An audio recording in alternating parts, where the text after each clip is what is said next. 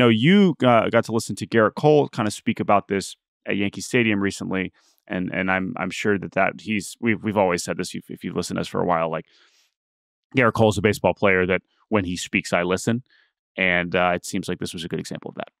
Yeah, he's just so thoughtful when he opens his mouth and considered with what he says.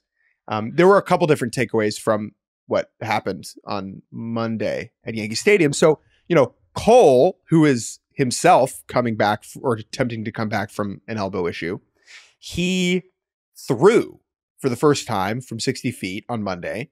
And so he walks into the locker room and he puts on his cap and he stands in front of his locker knowing that he's about to provide the "I'm Gerrit Cole and I threw a baseball today" update, right? And he does that and he talks about that for 2 minutes.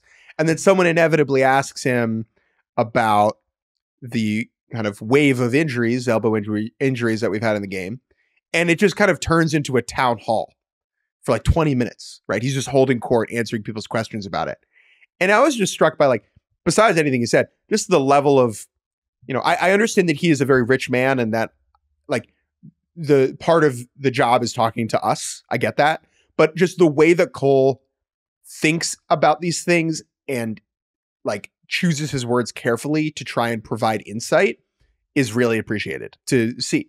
The one takeaway before I get into what actually he said, he did not seem to lump himself in with the wave of injuries, which I thought was particularly interesting. He did not say we or us. He was talking about how he's been able to stay healthy throughout his career, and that was fascinating. And maybe I'm reading too much into it. That made me feel more optimistic about his path back, that he doesn't consider himself to be a Tommy John guy, right? And or he's just totally detached from it and can't even consider himself in that way. Either way, it was just very interesting to read that I got on it. One person asked how have you been able to stay so healthy? And he didn't even mention the fact that he is hurt right now. Right. Well, that's why, especially now with all these injuries and to have guys in limbo, we're I don't know what the Kyle Bradish status is, right? That's someone who's seemingly working his way back. I believe he is on a minor league rehab start. I think he did it either yesterday or today. He's going to make a start in the minor leagues. Yeah. So we've seen versions of that. I know Matt Brash with the Mariners is in a similar spot. Of course, it's a little bit different as a reliever. But yeah, I mean, to your point, it's just Cole is in a very unique situation because it's so sensitive, and yet he is able to look big picture and offer because that's the thing. You're literally talking about something that there's, a chance he could end up getting Tommy John, in a couple weeks. And it's he's able to still zoom out and assess and give some reasonable opinions, even if some of them are a little strange coming from a guy who might end up getting cut open.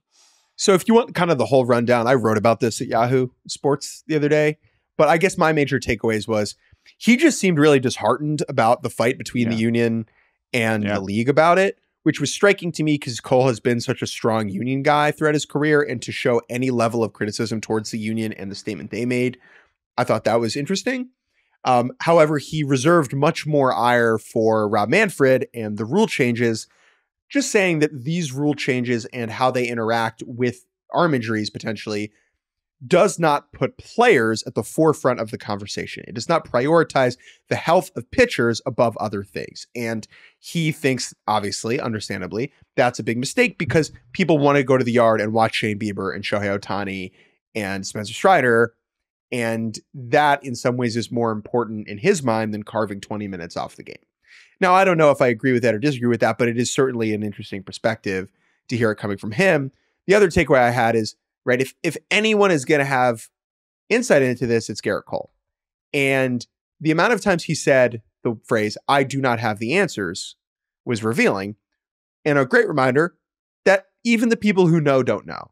And I think that is, in a weird way, the first step, acknowledging that the answers are not out there right now for us to be definitive on. There's evidence that certain things have contributed and people have theories, right?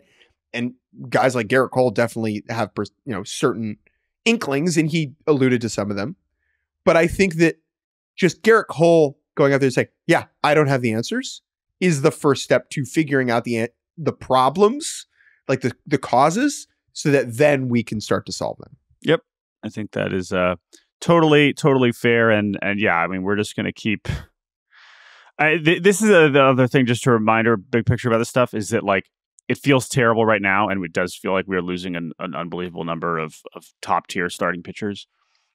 Every year, this is the time. You know, we're going to get through this wave, and not that there are guys that aren't going to blow out in June and July. It is feeling now that we shouldn't forget about it, though, right? That's the other thing, is this needs to keep. We might not be talking about it every week on Baseball Barbacast. I hope we're not. Not that it's not important, but at the same time, it needs to be an issue that is still prioritized by the league and the players.